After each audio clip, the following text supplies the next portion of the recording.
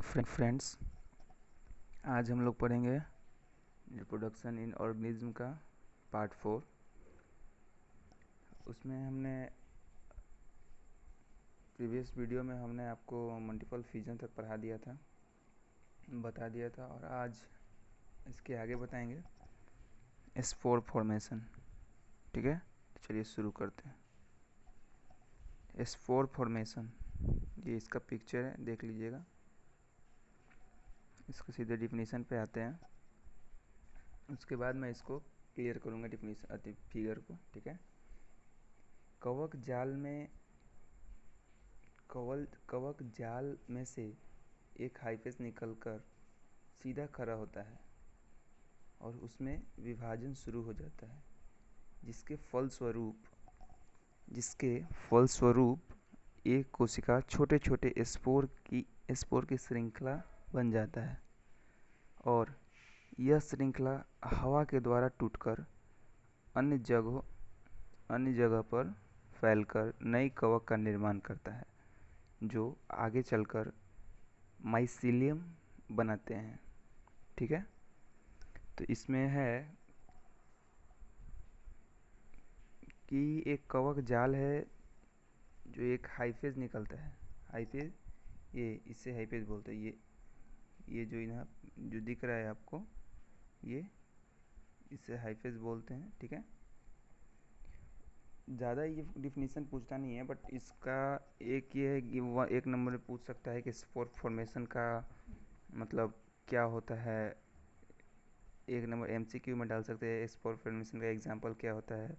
तो नीचे आपको देख रहे हैं पेनिसिलियम, इसका एग्जांपल पेनिसिलियम होता है। ठीक है, और यहाँ पे फिगर में हम लोग देखेंगे, ये है कोनिडियोफेज।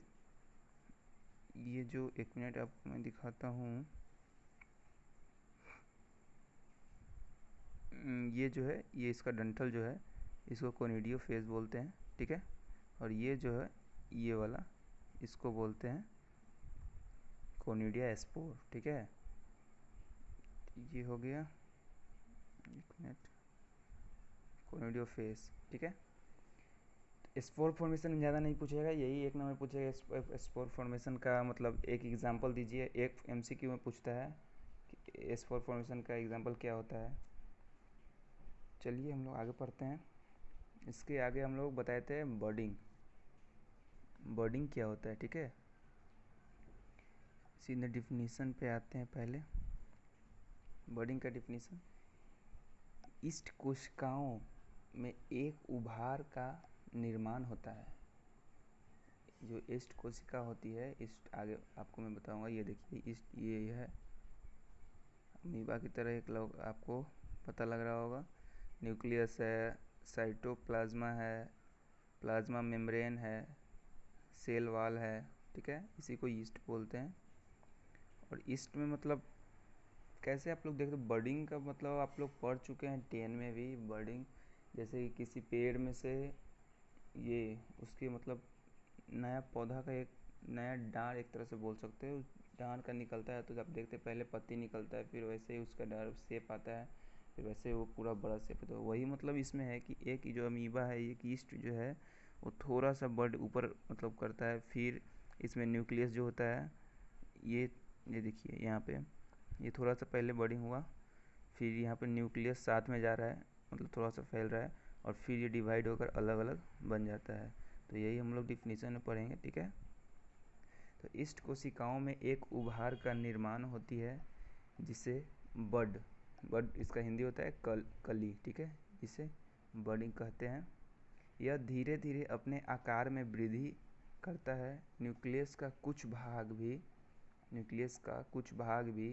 इस बर्ड मतलब कली में चला जाता है। जैसे कि आपको दिखाया, ये जो कुछ भाग न्यूक्लियस का है वो बर्डिंग में जा रहा है। ठीक है, चला जाता है।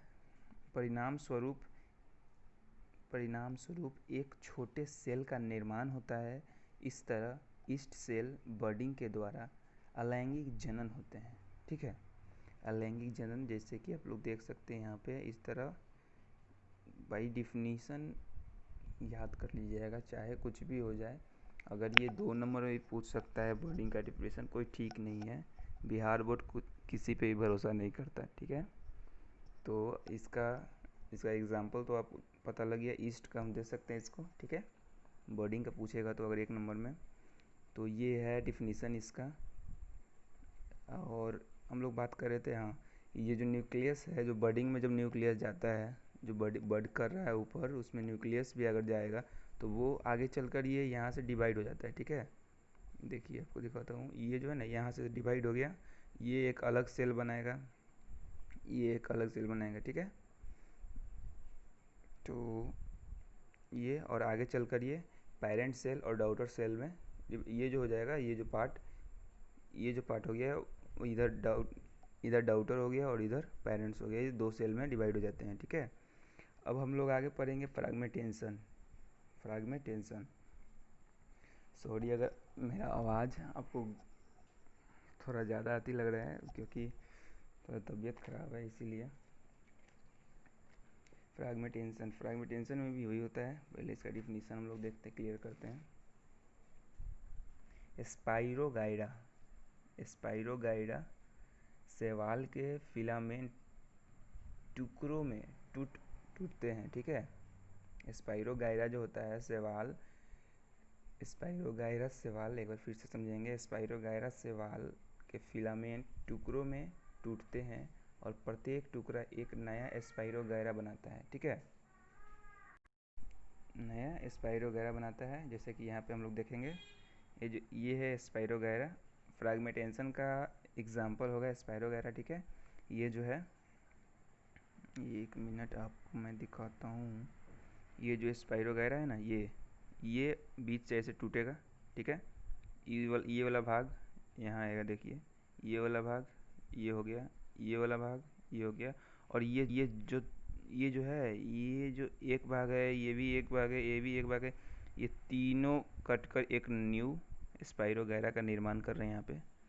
जैसे कि बस वही है, एक तरह से आपको मैं समझा दूँ कि अगर गुलाब का पौधा है, ठीक है, तो अगर गुलाब के पौधे को काटिएगा, जैसे उसका डाल होता है, उसको अगर काट कर अलग अलग जगह अगर कितने भी टुकड़े में कर देते हैं उसको, तो उसको काट कर, हाँ, बस मतलब वो एक तरह से तैयार होना चाहिए कि हाँ उसको लगाएंगे तो हो जाएगा।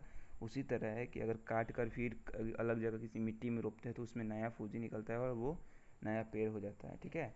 उसी तरह ये भी है। तो फिर हम लोग पढ़ेंगे जेम्यूल फॉर्मेशन आप लोग जानते होंगे कि मैं फिर इसका उदाहरण स्पॉन्ज होता है, ठीक है। तो इसके बारे में हम लोग पढ़ते हैं। यह स्पॉन्ज में जनन की विधि है, ये स्पॉन्ज में जनन की विधि है। इस दौरान स्पॉन्ज छोटे छोटे अनेक जेम्यूल का निर्माण करता है। ये पॉइंट नोट कीजिएगा, ठीक है, मैं आपको बता रहा हूँ, पॉइंट नोट कीजिएगा, सबसे इम्पोर्टेंट है पॉइंट। जेम्यूल फॉर्मेशन में एक बार फिर से हम लोग देखते हैं कि यह स्पॉन्ज में जनन की विधि है। इस दौरान स्पॉन्ज छोटे छोटे अनेक जेम्यूल का निर्माण करता है, ठीक है। और यह जम्यूल अंकुरित होकर नई स्पॉन्ज का निर्माण करता है। जैसे कि देखिए, बात वही है सब, मतलब जितना हम लोग पढ़ रहे मल्टीपल फ्यूजन या फिर कुछ, ये सब वही कर रहा है। बर्डिंग में भी हम लोग वही देखे थे कि ये मतलब आगे चलकर छोटा हुआ, उससे निकला न्यूक्लियस, फिर गया, फिर वो अलग अपना एक न्यूक्लियर सेल बनाया, फिर वो अलग बनाया। इसमें भी वही है, ठीक है। ये जो स्पॉन्ज है, इसका कुछ अलग फंडा है, ठीक है। जैसे कि दिखाता हूँ आपको, ये जो है स्पॉन्ज, ये क्या करता है, इसका जो ये जो सेल होता है, ठीक है, ये पूरा ये बनाता है, ठीक है, जेम्यूल एक, और इसमें से एक जेम्यूल निकलता है और ये डिफ्यूज करता है और ये स्पॉन्ज में, ये स्पॉन्ज बना देता है, ठीक है। उसी तरह है, अगला पॉइंट हम लोग देखते हैं कि पौधों में अलैंगिक जनन एक समान प्रक्रिया है, ठीक है। पौधों में अलैंगिक जनन एक समान प्रक्रिया है जिससे वेजिटेटिव रिप्रोडक्शन कहते हैं। ये हम लोग का अलग पॉइंट अब चल रहा है, ठीक है। कि पौधों में अलैंगिक जनन एक समान प्रक्रिया है जिसे वेजिटेटिव रिप्रोडक्शन कहते हैं। ये आपको डिफिनीसन पूछ सकता है, ठीक है। ये डिफिनीसन बहुत मतलब कितना बार भी पूछ सकता है, मतलब कितना बार पूछ दिया है क्वेश्चन में कि मतलब वेजिटेटिव रिप्रोडक्शन क्या कहते हैं, ठीक है। तो इसमें आप लिख सकते हैं पौधे में अलैंगिक जनन एक समान प्रक्रिया है जिसे वेजिटेटिव रिप्रोडक्शन भी कहते हैं। इसमें जो इस प्रकार है, ठीक है। तो आगे हम लोग पढ़ेंगे। पहला इसका होगा रनर आप लोग जानते होंगे। रनर दूब ग्रास देखे हैं, जिसको आप लोग मतलब शुद्ध हिंदी में बोलते हैं दुभी, जो पूजा पाठ में काम देता है, वो रनर। जी हाँ, वही रनर में आप लोग देखे होंगे। ये देखिए यहाँ पे उसका मतलब थोड़ी थोड़ी दूर पे जैसे एक जड़ होता है, जड़ जाते रहता है, मतलब वो बहुत लंबा होता है, ठीक है। उसका जड़ होता है, फिर ऊपर थोड़ा सा नोड निकलता है, फिर थोड़ा सा लीफ होता है, मतलब फिर वहाँ से एक अथी निकलता है, टहनी निकलता है, फिर एक टहनी निकलता है। वैसे ही इंटर नोड होता है, वहाँ पे आगे चलता है ऊपर वाला भाग। तो इसमें एग्जांपल रनर में पूछ सकता है। ये सिर्फ एमसीक्यू के लिए आपको काम देगा, ठीक है। रनर जो होता है पूछता है रनर का मतलब एग्जांपल क्या होता है, तो आप लोग दूब ग्रास लिख सकते हैं, दूब ग्रास दे सकते हैं, ठीक है। ऑक्सलाइज भी होगा, ठीक है। आगे इसका हम डिफिनीशन पढ़ लेते हैं। इस प्रकार का जनन दूब ग्रास और ऑक्साइल में होता है, ठीक है, जिसमें गांठ से जड़ उत्पन्न होते हैं, ठीक है। ये जो मतलब जो है ना दूबी ग्रास में देखते हो ये गांठ थोड़ा दूर पे गांठ बना रहता है, उसी में से जड़ उत्पन्न होते हैं। गांठ से जड़ उत्पन्न होते हैं, जमीन में फैलते हैं और इनके प्रत्येक टुकड़े एक नया पौधा बना देता है। आप लोग को बताया होगा। अगर हम इसको ये देखिए, अगर हम इसको यहाँ से काटते हैं, ठीक है, फिर यहाँ से काटते हैं, तो ये तो एक होगा, ये नया पौधा एक बनाएगा, ठीक है। ये जो है इसका जड़, क्योंकि यहाँ पे मिट्टी में जड़ है, अगर इसको यहाँ से काट देते हैं, इंटर नोड को काट देते हैं यहाँ से, तो ये एक नया पौधा बनाएगा, ठीक है। क्योंकि दूबी है यार, दूबी तो होता भी है ऐसे ही, ठीक है। तो सबको समझ में आ गया होगा। आगे हम लोग चलते हैं दूसरा एग्जाम्पल। दूसरा मतलब इसमें पॉइंट है शक्कर जानते हो। शक्कर का सिंपली डिफिनीसन ये है, जो शक्कर होता है वो उसका टहनी एक मिट्टी में चला जाता है और मिट्टी में से फिर एक नया पौधा का निर्माण होता है, मतलब वो मिट्टी में जाता है, उसके नीचे से एक जड़ निकल जाता है। जैसे कि आप लोग जैस्मीन देखो, जैस्मीन का पेड़, जैस्मीन फूल जो होता है फुलाता है।